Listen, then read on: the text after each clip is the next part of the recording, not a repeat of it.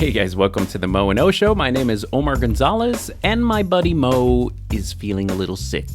Enjoy the silence. I love Depeche Mode. Perfect harmony there. See, we were in the car, so we weren't lying. We weren't lying. He actually has a flu, and his voice sounds terrible, and he's all phlegmy, and he didn't want to get my family sick, so thank you, buddy. But I wanted to make a quick video to say Happy Thanksgiving to everyone in the U.S., and happy Random Thursday to everyone else around the world. But let me start by saying thank you. Thank you to all of you that have subscribed to this channel, that have listened to the podcast, and also have given just positive feedback. We really appreciate you, and thank you like 100 million%. We knew when we started this podcast that was going to be the most rewarding thing, is hearing from you guys that you really like what we're doing. So anytime someone takes the time to actually type, "Great show, keep it up," you guys have no idea how much that keeps us going, because we don't have a boss. We're not getting paid here. We're doing this because we want to give something back to the community. Moe and O, also like Moe and O. I'm talking to myself in the third person. Moe and I love hanging out anyway, so we wanted to just record our conversations. That's how it started. So thank you. That's what today is all about, Thanksgiving, giving thanks, and we're thankful for you guys for hanging out with the Moe and O photo show. Now, two quick things today. Number one is an update on the show, an idea that we have moving forward with the show that we're excited about. And two, today we're going to talk about the importance of documenting your family, and also how to sort of work your brain as if you were a photojournalist when documenting your family. And we'll talk about how this will help you, hopefully, in other parts of your photography, portraiture, street photography, or even just dabbling in photojournalism. So let's start with the Moe and O photo show update. The production has slowed down, not because Moe and I are lazy, although we are. Our schedules have just filled up, and we've tried to work out a way where we can keep them churning out. We were going there for, weekly, religiously for almost a year, and then we kind of stumbled. So moving forward, here's where the conversation that Moe and I have stemmed about where the show can kind of grow. Oh my God, I'm rhyming now. It all stems from YouTube. YouTube's algorithm is something that you sort of try to predict and battle, and you look at numbers. And if we want to grow as a podcast, it seems that releasing a 45-minute YouTube video that is also secondary an audio podcast is keeping us as slow growth. And the sad part of it is YouTube sort of gets people to view if titles are catchy and also very, not clickbait, because clickbait is not the way that you actually get penalized on YouTube for clickbait, but terms that will sort of, be searchable. So if someone's looking for a specific camera, then the video should be titled just about that camera. And if you notice some of our titles, since we talk about so many freaking random things, and so we want a little bit more focus on the show. And YouTube is sort of the key, we think, because if we just talk about the Tamron 28 to 75 lens, for example, that will show up on photographers' feeds. But if the Tamron 28 to 75 is just a little blurb in a 45-minute video, then I think we are not getting traction. Do you understand? Now I'm talking British now. So that's kind of our plan. Our plan is this. We will continue with the full audio experience and make an audio podcast that's 45 minutes. However, we're going to kind of use the YouTube a little bit smarter. We're going to use it almost as like a highlight show. Now, the good news with that is that you guys will get more content because each podcast episode should be at least 3 YouTube videos. The bad news is that you kind of have to, if you want the full experience, you'll have to just see it or hear it audio-wise, okay? Now, we're still debating whether to put the audio on the YouTube channel as well, or have the Moe and O photo show be like a clips kind of YouTube channel. And I think that's where we'll get maybe a little bit of traction on specific searchable topics. It also helps that my buddy Moe, how you doing, buddy, has agreed to take on the audio portion of the show. So he'll take the audio and create that 30 to 45-minute episode. And I'll take all our video clips, which will be conversations that are a little bit more focused per topic, and I will be making Moe and O photo show videos based on that. And our hope over time is that we sort of grow based on those small videos. Come on, let's face it, people. How many times have you started a video and just click away from it? Because our attention spans in 2019 are like, the attention span of a fruit fly. Fingers crossed, we're very excited about it. We're excited about the clip show. And I'm excited to see how Moe will edit an audio podcast. He's going to make me look bad, isn't he? He doesn't need help there. On to our topic. Okay, our topic today is becoming a photojournalist in your home.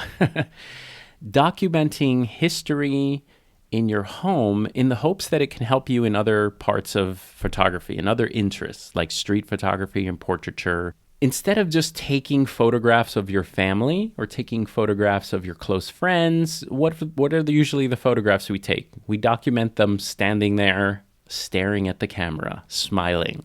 We do that with our phones, we do that with our cameras, and it's all based on that we all want to look good in a picture, including ourselves, but it doesn't capture the scene or the story.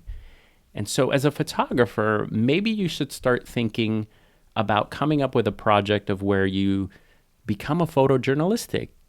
I keep saying photojournalist, become a photojournalist in your home. Almost become a street photographer in your home. Okay, so there's a couple of aspects to thinking this way.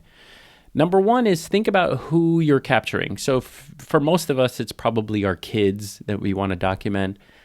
But it's not everyone has kids. So it could be maybe just a close brother that you have, or a cousin that you're with all the time, or maybe even your grandparents that are very, very old and that you want to document them maybe in their last years, okay? So think about that person right now.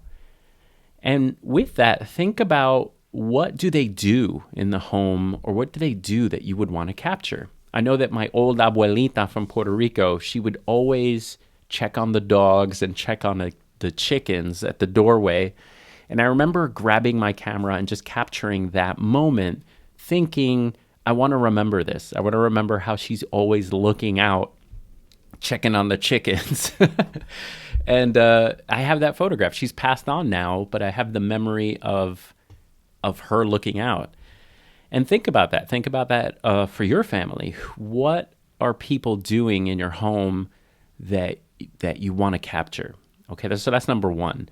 Okay, so let's talk about what gear to use for this project. So first of all, I recommend the camera. You obviously can do all this stuff on your phone, but I think if we want to become better photographers, a camera itself is probably better. Plus, your phone fills up with all kinds of other photographs like food and random, price tags that you want to remember the price of things, that kind of thing. So have a designated camera. And so, for example, I use the Fuji X-T20. There it is. Not sponsored by... And the reason I use this camera is because it also takes video. And so I also do video documentaries of my family. But as far as photography goes, it's nice to have something small, like a Ricoh GR2 or GR3. That's a tiny pocketable camera. A Sony RX100 series, little point and shoot. The Fuji X100 series or the X-T20, X-T10. Something that can sit around and has a full battery and has a designated memory card just for this project. Now, the reason to use one camera is that you need the family to stop being camera aware. I saw a great talk by Nancy Borowick. She's a photographer that had both her parents that were diagnosed with cancer, and both parents were dealing with cancer at the same time.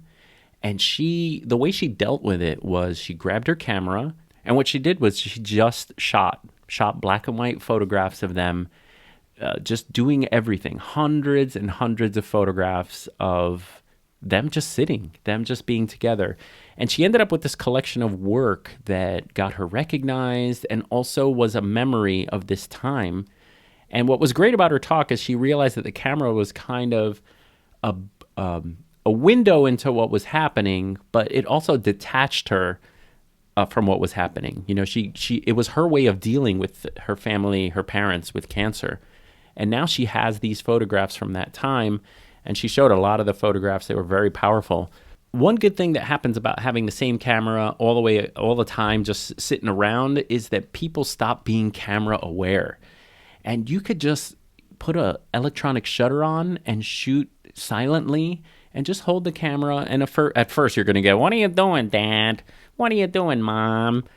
And just keep it up. And eventually, just like my kids, they become less camera aware. And you start getting great photographs. You become a photojournalist. You become invisible.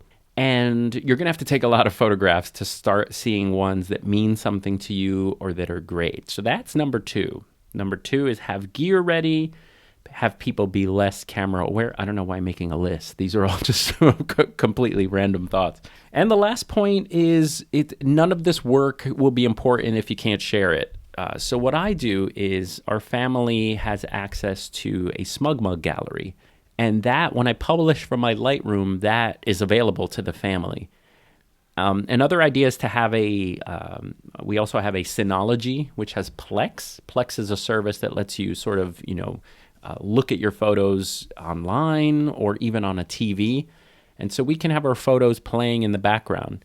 And if you make a little documentary / portfolio to music, imagine how your family will feel if it's the grandparent, and if it's, what if your brother, that's the gift you give. You give your brother or your sister, "Hey, I've been taking pictures of you when you're working in your garden, or every time you cook those muffins." Imagine how that would make someone feel, The work doesn't mean anything if no one can see it. So another thing to do is to have Google Photos or Amazon Photos where, you can have albums up on a cloud that you can share with people. Apple has its own photo app, and you can give people permission to share an album. It's just, don't let them live on a hard drive. Get them out there. Let your family appreciate them. At the end of the year, make a calendar of the, documentary. To wrap up, becoming a photojournalist in your home will help you in other aspects of photography. You're going to start seeing moments in your home. And then when you go and do travel photography or street photography, you can sort of anticipate moments and see moments from others, people that are unknown. And so this will help your photography if you just start from home. All right, guys. So I hope that was helpful. Moe and O show will continue. My buddy will be back. Feel better, buddy. And we'll see you guys next time. All right. Peace.